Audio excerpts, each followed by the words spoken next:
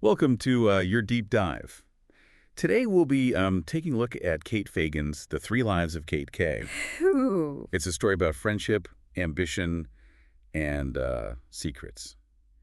And let me tell you, it's the kind of book that'll stick with you long after you finish. Yeah, I know. It's one of those books that just stays with you.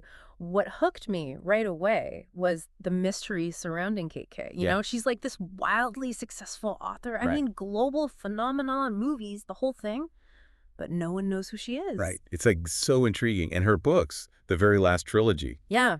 they're dystopian, right? What's They're totally dystopian. Just picture like a world after like nuclear fallout, trying to rebuild. But Fagan really weaves in these intimate stories about survival, loss, and hope.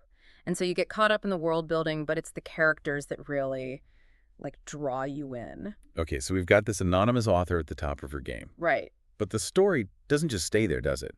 We get pulled back into Kate's past, and that's where things get... Complicated. Yeah. Exactly. We meet Kate as Annie, a teenager in small-town Pennsylvania, and that's where we meet Amanda, her best friend. Okay. And their friendship is like the heart of the story. This bond forged in shared dreams and a love for old movies. It sounds like there's more to it than just like a typical coming-of-age friendship. Mm-hmm. What sets Annie and Amanda apart? You get this feeling, right? Like there's this magnetic pull between them. Yeah. They dream of escaping their small town and making it big in Hollywood. Annie's the driven one, the ambitious dreamer.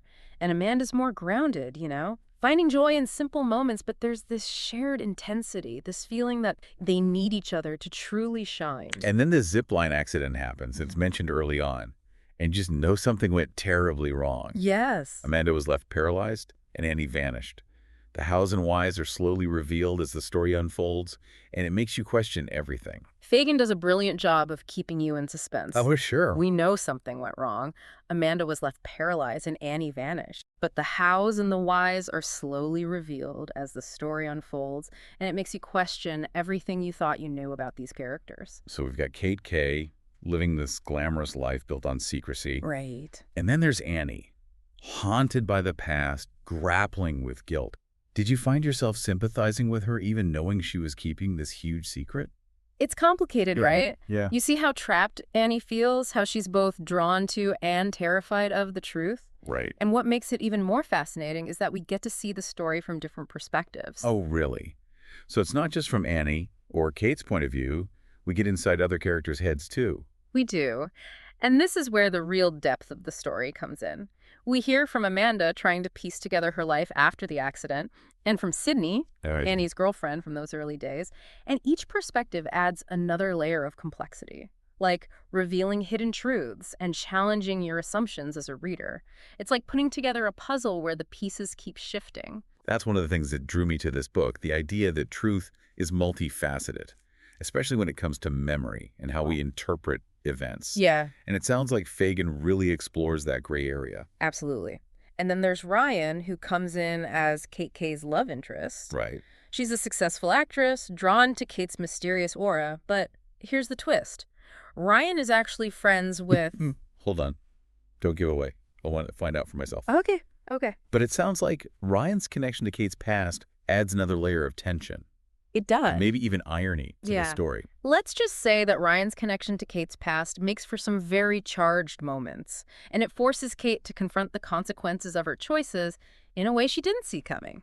Yeah, like Fagan holds up this mirror to relationships, you know? Yeah. We see how one single event can just ripple outward, impact everyone, not just those directly involved. You mentioned Amanda's mother, Patricia, earlier. Right. It sounds like her perspective adds a whole other dimension. Yo, yeah. What makes her so compelling? Patricia's dealing with a different kind of loss, you know? Right. It's not just her daughter being physically changed. There's this emotional distance that's opened up between them, Right. and she's just searching for answers, Yeah. trying to understand what happened and why Annie just disappeared. It's heartbreaking, the guilt and grief she must carry. Yeah.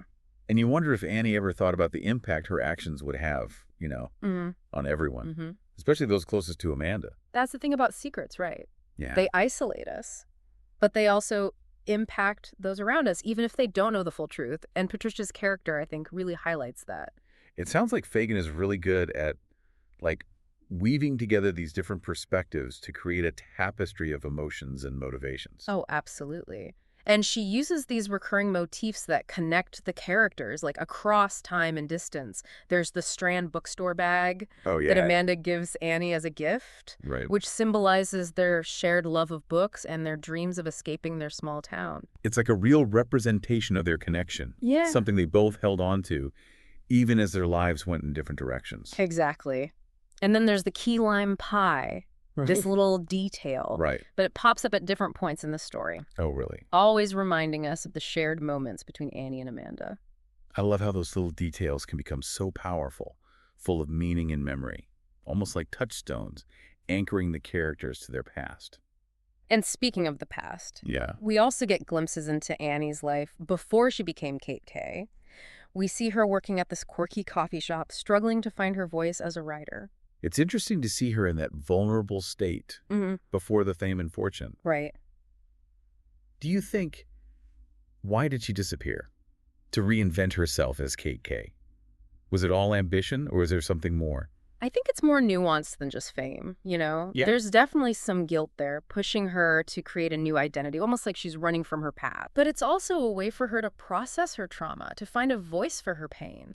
And that ties back to the power of storytelling. It can be a way to make sense of our experiences, even the bad ones. There's a scene where Annie stumbles upon a high school theater production of Twelfth Night, Okay. and it brings back all these memories of Amanda and their dreams of performing. It's like this light bulb moment, and you see the seeds of the very last being planted right then and there. So she's taking these pieces of her past, these shared experiences with Amanda, and weaving them into fiction. But it's not just escaping the past, is it? Right. It's also about longing, a desire to reconnect with what she's lost. And that brings us to forgiveness. Is there any chance of reconciliation between Annie and Amanda after all that's happened? That's the question that kept me reading. I won't spoil anything, but Fagan explores forgiveness in such a beautiful, nuanced way. I have to ask, what did you think of the ending? Did it leave you satisfied? It's not like a neat and tidy resolution, which I appreciated. It felt real. It leaves you with hope, but also with a feeling that some wounds never fully heal. And that's what makes it so powerful.